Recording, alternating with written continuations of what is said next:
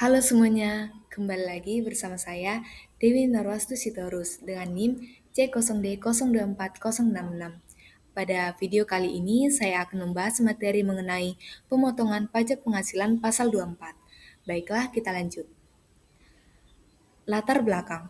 Berdasarkan pajak penghasilan pasal 24, wajib pajak dalam negeri atau WPDN yang memiliki penghasilan dari kegiatan usaha di luar negeri seperti misalnya pendapatan dari saham dan surat berharga lainnya, penghasilan berupa bunga, royalti, dan imbalan yang berhubungan dengan jasa, pekerjaan, dan kegiatan lainnya boleh dikreditkan terhadap pajak yang terutang di tahun pajak yang sama. Aturan ini dibuat untuk meringankan beban pajak ganda yang mungkin terjadi karena pengenaan pajak atas penghasilan yang diterima atau diperoleh di luar negeri. Adapun tujuan dari presentasi ini adalah yang pertama, menjelaskan pengertian dan dasar hukum pajak penghasilan pasal 24. Yang kedua, menguraikan subjek, objek, serta tarif pajak yang berlaku. Yang ketiga, menjelaskan mekanisme pemotongan, penyetoran, dan pelaporannya. Yang keempat, memberikan contoh penerapan pajak penghasilan pasal 24. Adapun definisi pajak penghasilan pasal 24 ini adalah pajak yang dibayar, dipotong, terutang di luar negeri atas penghasilan yang diterima atau diperoleh wajib pajak dalam negeri di luar negeri dalam tahun yang bersangkutan sebesar PPh yang dibayar, dipotong, terutang di luar negeri tetapi tidak boleh melebihi penghitungan pajak yang terutang berdasarkan Undang-Undang Pajak Penghasilan. Penghitungan batas maksimum kredit pajak luar negeri yang dapat dikreditkan tersebut harus dilakukan untuk masing-masing negara.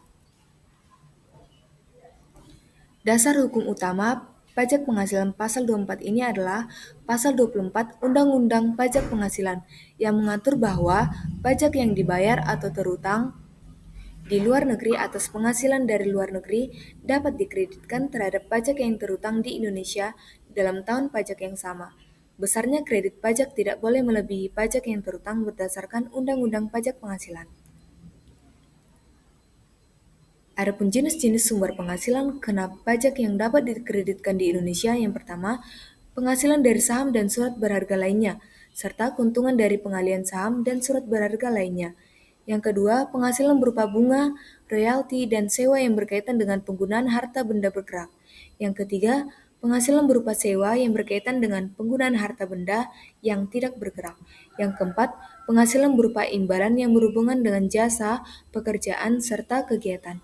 Yang kelima, pendapatan dari bentuk usaha tetap atau BUT di luar negeri. Yang keenam, penghasilan dari pengalian sebagian atau seluruh hak penambangan atau tanda keikutsertaan dalam pembiayaan atau pemanfaatan di sebuah perusahaan pertambangan. Yang ketujuh, keuntungan dari pengalian aset tetap. Yang kedelapan, keuntungan dari pengalian aset yang merupakan bagian dari suatu bentuk usaha tetap. Adapun tarif pajak penghasilan pasal 24 ini adalah sebesar 20% dari penghasilan bruto yang diterima. Penghasilan bruto adalah total penghasilan sebelum dikurangi pajak. Contoh perhitungan pajak penghasilan 24. PT ABC memperoleh penghasilan neto di dalam negeri sebesar 25 miliar dan dari luar negeri sebesar 10 miliar. Diasumsikan tarif pajak di luar negeri adalah 20%. Penyelesaiannya yang pertama, total penghasilan yang tercatat adalah 35 miliar. 25 miliar tambah 10 miliar. Yang kedua, total PPh terutang. 25% dikali 35 miliar sama dengan 8.750.000. Maaf, 8.750.000.000. Yang ketiga, pajak penghasilan maksimum yang dapat dikreditkan sebesar 10 miliar dibagi 35 miliar dikali 8.750.000.000 sama dengan